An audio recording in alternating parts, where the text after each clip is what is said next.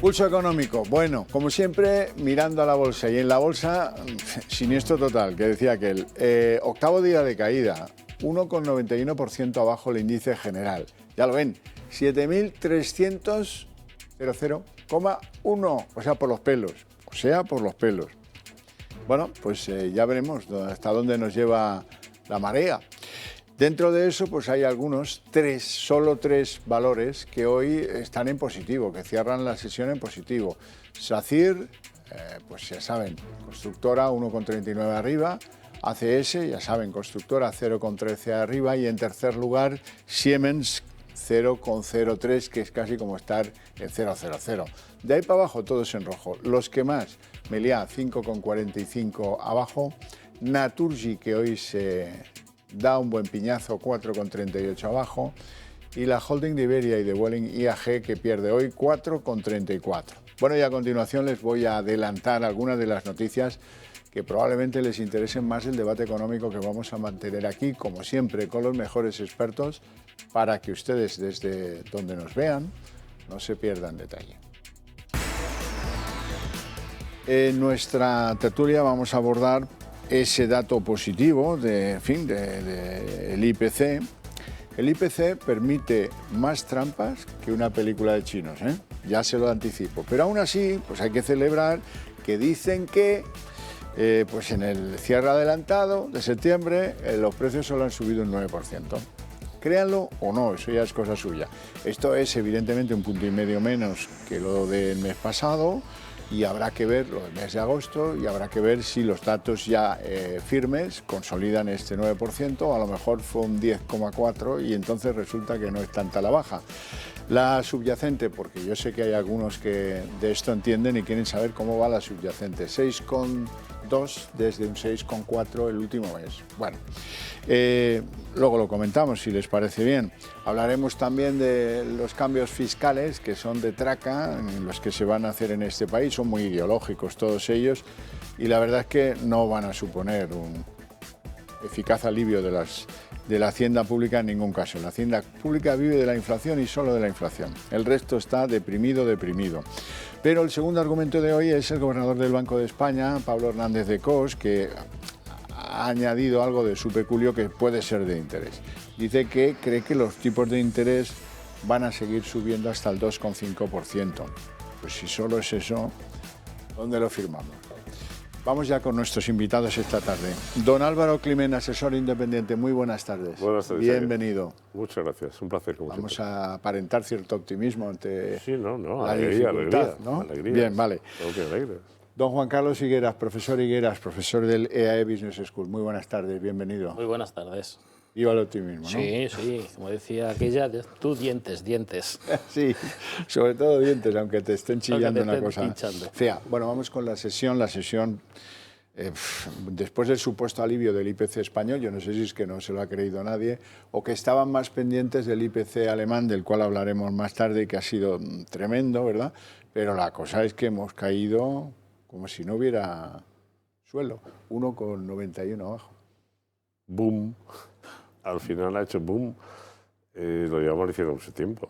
Es decir, los mercados han sido excesivamente complacientes con una situación de una inflación lejos de ser transitoria. Es más estructural de lo que parece, sobre todo la parte subyacente que comentabas tú antes, en donde estamos viendo que la subida final para el bolsillo del ciudadano no es del 9, es del 40. Empiezas a sumar Euribor, hipotecas, empiezas a sumar electricidad, empiezas a sumar gas, combustibles, cesta de la compra, y al final el ciudadano de a pie acaba el mes con un 40% más. Esa es la inflación. Que luego cambien al del INE, no lo cambien y empecemos a ver manejos en las cifras. Al final da igual, es decir, el ciudadano va a padecer sí o sí todos los días un incremento de todos los costes y consumos que hace en el día a día. Con lo cual, esta es la situación. El mercado que está diciendo recesión larga y profunda. Eso es lo que está diciendo el mercado. Lo que ya empiezan a decir algunos miembros de la Reserva Federal. O sea, estamos ante una recesión larga y profunda. Y además, con la incertidumbre de qué va a pasar este invierno. Estamos en septiembre. Sí, sí. Vamos a ver Nadie qué pasa en sabe invierno. nada. Exacto. Eso demuestra la escasa calidad técnica de los que nos dirigen. Profesor Higueras. Pues si no lo saben ellos con lo que cobran, Ya. pues hombre, pues lógicamente lo que estamos viendo pues es que hay esa incertidumbre y además aderezada con los tipos de interés al alza, que cuando dicen a lo mejor tocan techo en el 2,5, en el 2,5 será estas Navidades, porque el Euribor ya está ahora en el 2,2. Entonces, claro, se junta eso, los bonos del Tesoro norteamericano ya están en el 4% y van a seguir subiendo, el bono español está en el 3,4% y va a seguir subiendo, el bono en el Reino Unido está en el 4,1%, y la situación es terrible para todo el mundo y todos sabemos el invierno y el otoño y el invierno que nos espera. Alemania, que es el motor de Europa, ya sabemos también cómo está, pues los mercados lo que han dicho es mal asunto y vamos a desinvertir y el último que apague la luz. La confianza del consumidor en Europa está en los mínimos históricos de la serie que se mide en Europa, en Alemania por supuesto que aún más, con lo cual pues los mercados lo que hacen es responder a este tipo de estímulos. Venga, vamos con el IPC. Hemos preparado un pequeño trabajo para que ustedes conozcan lo que revelan los datos adelantados, cuidado, del Instituto Nacional de Estadística.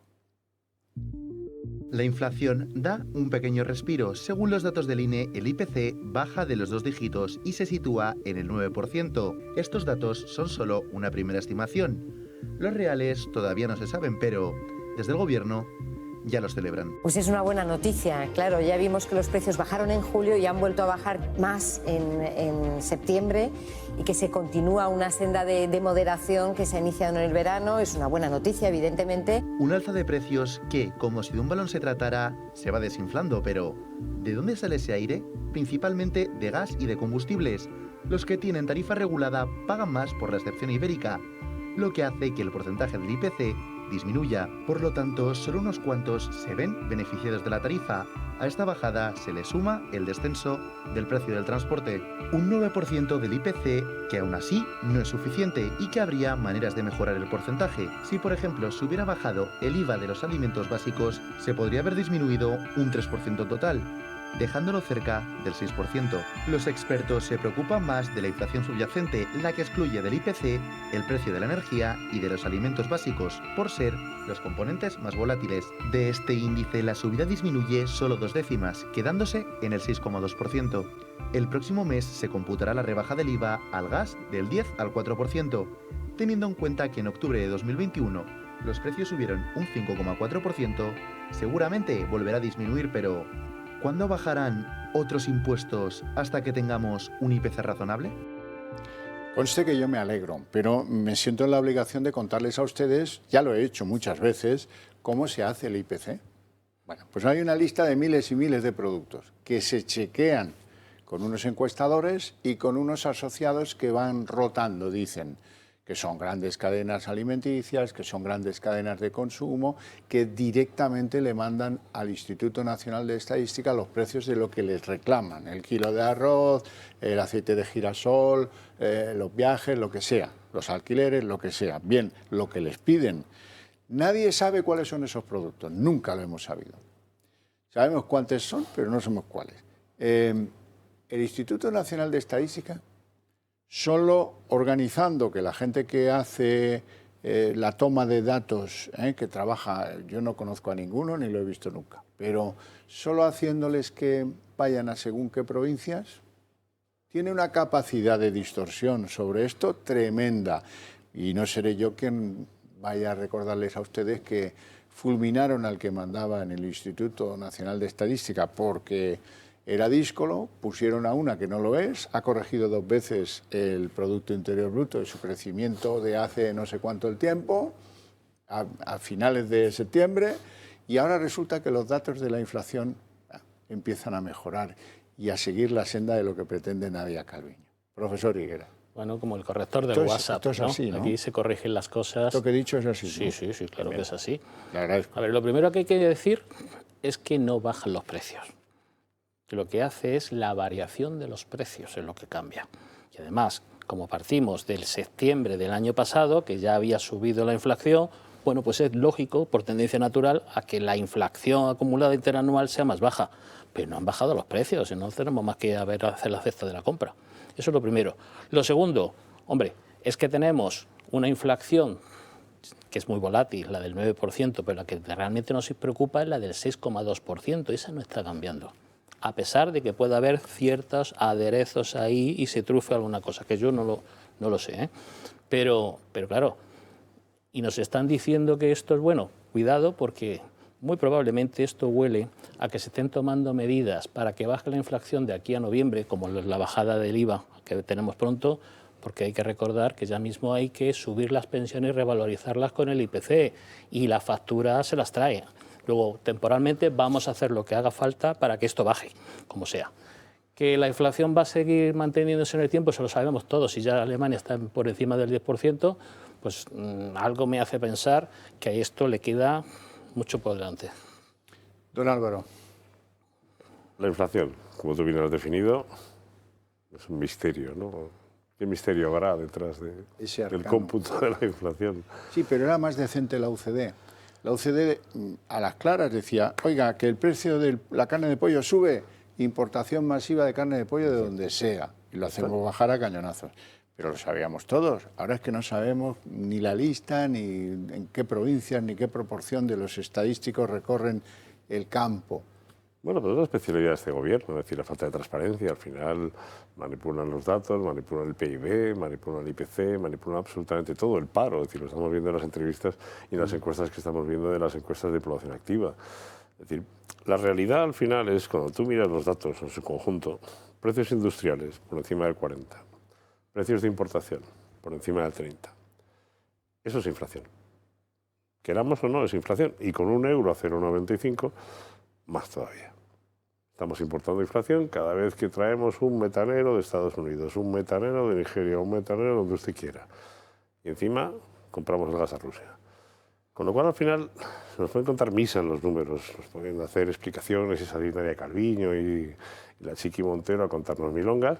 La verdad, lo vuelvo a decir, es la que tú pagas todos los días. Tú vas a la gasolinera, echas gasolina, te cuesta el doble.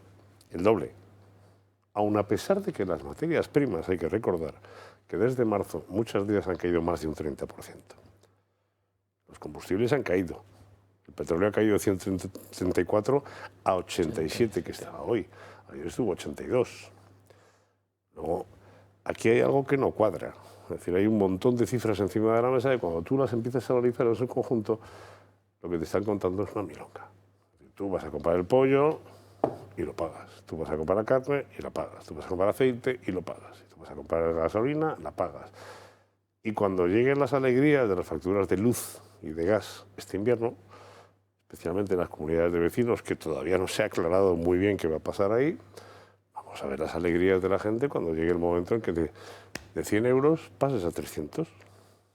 Ahí veremos realmente la situación. Bueno, decir, aunque ya me chafuste un poco la noticia, que la inflación en Alemania ha cerrado en unos índices brutales, 10,9, casi el 11%, y eso producirá cambios en la manera de pensar del Banco Central Europeo, de todas, porque Frankfurt hacen lo que manda Alemania, y la inflación está en la Constitución de Alemania y en los principios fundamentales del Banco Central Europeo. El principal elemento a controlar, la inflación. Pues eso, no diré más. Me parece más interesante revisar lo que ha dicho el gobernador del Banco de España, Pablo Hernández de Cos. Le van a escuchar. El Banco de España tiene varios modelos macroeconómicos que nos permiten a nuestro personal hacer esa simulación. Bueno, de acuerdo con esa simulación, el terminal rate, el valor mediano del rango, que es amplio, lo cual de nuevo subraya la enorme incertidumbre que tenemos, se encuentra entre el 2,25 y el 2,5%. Que es un nivel que es más alto que el concepto de tipo natural que habitualmente se utiliza, que se sitúa, para el caso de la economía española, en un rango entre del área del euro entre el 1 y el 2%, pero que es más bajo que la expectativa del mercado hoy.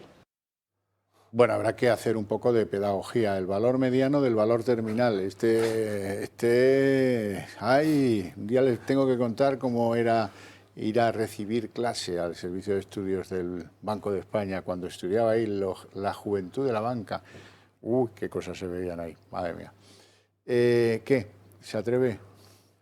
El valor mediano del valor terminal. El valor terminal, eso es lo que ha dicho la criatura. Dice que, bueno, vamos a lo que dice, 2,5% como horizonte de tipos. Eso no está mal, entonces. Vaya por delante que a mí este señor me merece unos respetos absolutos. A mí también, es decir, pero a veces no se le entiende, ¿eh? a veces no se le entiende y cuesta, pero hay que reconocer que dentro de lo que es los gobernadores del Banco de España, para mí ha sido de los mejores, el que más credibilidad tiene, el que mejor formado está y el que más independiente ha mantenido la institución a pesar de los tiempos que vivimos de ataque a las instituciones. Lleva razón, sí. Dicho eso, 2,5% tipo terminal. ¿Quién lo sabe?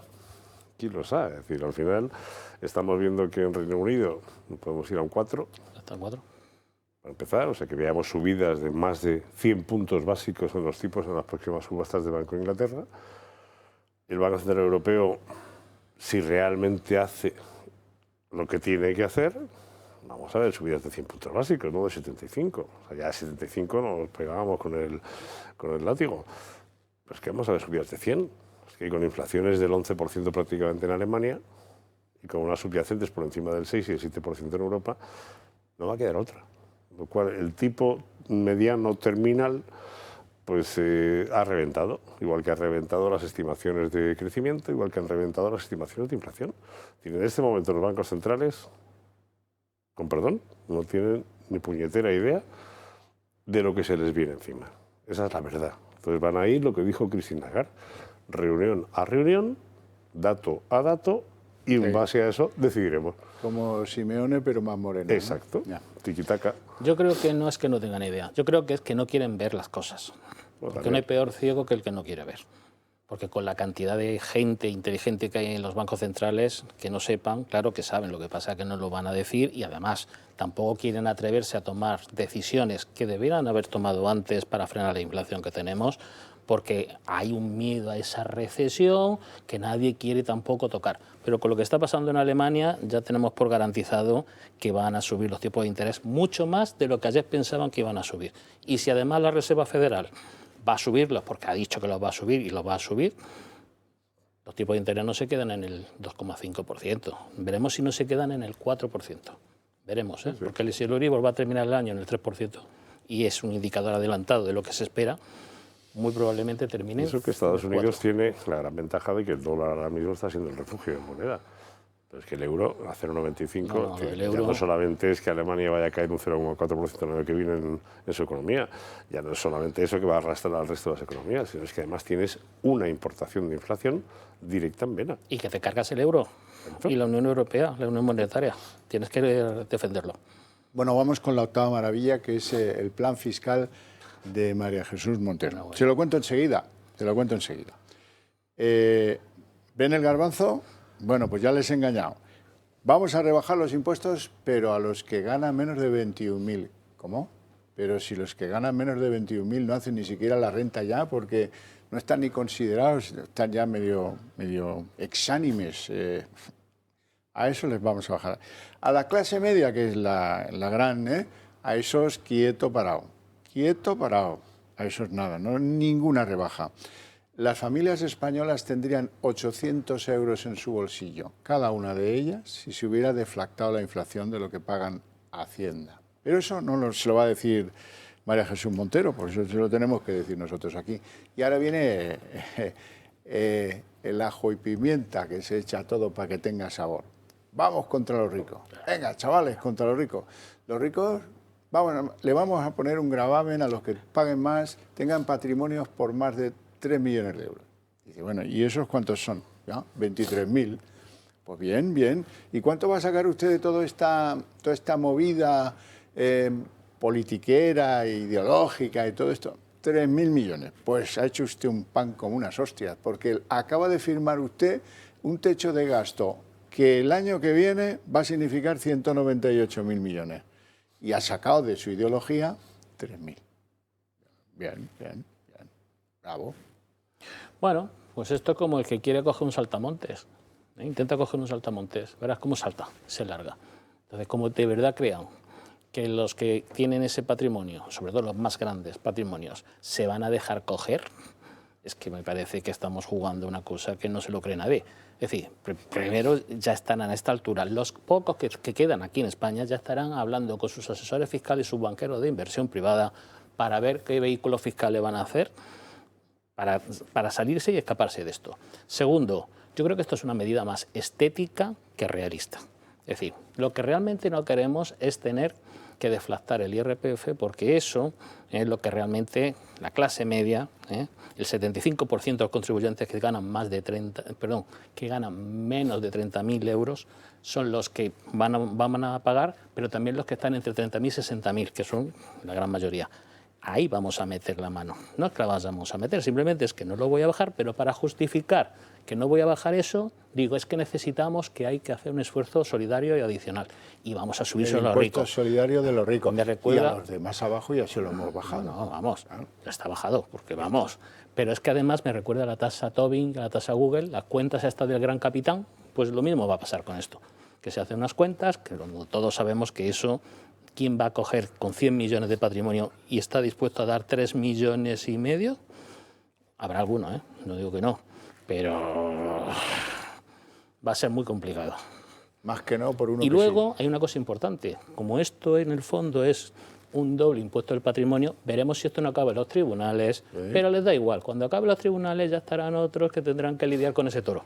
Pero es que es el impuesto de la solidaridad, nada que ver con el otro. El que más tiene que aporte más. Madre mía, es verdad. Don Álvaro, no se ríe usted, que lo mismo le toca pagar. No me río porque... 3 millones de sonrisas al año y con porque le va a tocar pagar. Ya no, topado. Le va a tocar. Yo me río porque al final, es decir, a mi edad, pues sí, una ministra como esta, que no ha estudiado una cosa de economía en su vida, hablarnos de pedagogía fiscal. Casi que se la meta por donde le quepa. Perdón. Dicho eso, en máximos de recaudación histórica, ante una crisis energética como la que vivimos y una situación del COVID que hemos vivido, parece absolutamente indecente que un gobierno salga a la palestra a decir, popularmente hablando, para que sus votantes estén contentos, que le van a meter mano al ahorro, a la inversión, a las rentas altas, y consideran ricos en España los de 21.000 euros. Entonces sabemos cuál es la media de salario en España. Está por encima de 20.000 euros. Se jactaba en decir que el 78% de los españoles... Señora, si están en el paro. Esos que oculta usted en fijos discontinuos. Entonces, me parece absolutamente indecente. En un momento en donde hemos hablado de tipos de interés, estamos hablando de incrementos de la deuda, estamos viendo paquetes fiscales en países como Alemania de 200.000 millones que han anunciado hoy. En un momento en que estamos recibiendo 170.000 millones de Europa y tenemos 150.000 de recaudación hasta julio, ¿vas a subir más los impuestos con la que está cayendo el ciudadano de a pie?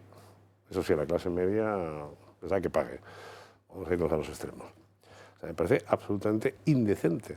Porque es que además, penalizar el ahorro, penalizar la inversión, las ganancias de capital y las plusvalías van en contra de toda la inversión extranjera que invierte en este país. Y esta señora se le olvida que vamos a tener que financiar nuestra deuda cuando el Banco Central Europeo haga el quantitative tightening, la reducción de balance, que será en 2024, vamos a tener que recurrir a los mercados de fuera. ¿A qué tipo vamos a pagar la deuda? ¿Cómo vamos a financiar nuestras necesidades de financiación a nivel interno? Se olvida eso, es decir, no saben hacer un número a 2 años vista. Bueno, y una cosa de sentido común, dice, el impuesto de la solidaridad. ¿Y cuál es el nivel de solidaridad que expresa hacia el contribuyente el gobierno de su país? Pues claro, si yo tengo un exceso de ingresos por la inflación, claro, lo decente sería devolvérselo a los ciudadanos. Exacto. ¿No? Y bajar los impuestos. Eso sería lo solidario. Y bajar los impuestos. No solo deflactarlos, que es una neutralidad, digamos. No, bajarlos en términos reales. Fin, bajar el IVA de los productos alimenticios básicos, por ejemplo. Sí, pero vas a consumir tampones, porque te van a bajar el IVA del 10% al 4% de los productos de higiene femenina. Eso sí te lo van a bajar. No van a renunciar. Yo no como Tampax. No van a renunciar a recaudar lo que están recaudando. Y lo peor de todo eso es, pues con esta cantidad de recaudación extraordinaria que están consiguiendo y con la subida de impuestos que están a punto de poner, el déficit va a seguir siendo altísimo. Entonces, ¿a qué estamos jugando? Lo primero que tendríamos que hacer es ver qué partidas de gasto, como cualquier familia, tenemos que recortar. Pero claro, la palabra recortar está prohibida. Pero como Europa te permite... Y como nos queda un año... Y menos a un año de elecciones. Eso, y como nos queda un año... Exacto. ¿Qué más me da? ¿Para qué voy a pensar en 2 años si yo dentro de 2 años probablemente no esté? Que el que venga le doy esta píldora envenenada porque se va a tener que recortar. Si estás en la convicción de que a lo mejor no eres tú el que tiene la responsabilidad de volverlo a No, eso digo, eso. En fin, muchísimas gracias a ambos por vuestras opiniones, por vuestra presencia en el programa, a ustedes por su atención. Me parece que ha sido un programa interesantísimo. Les invito a ver a continuación la redacción abierta con todo lo que toca a la política.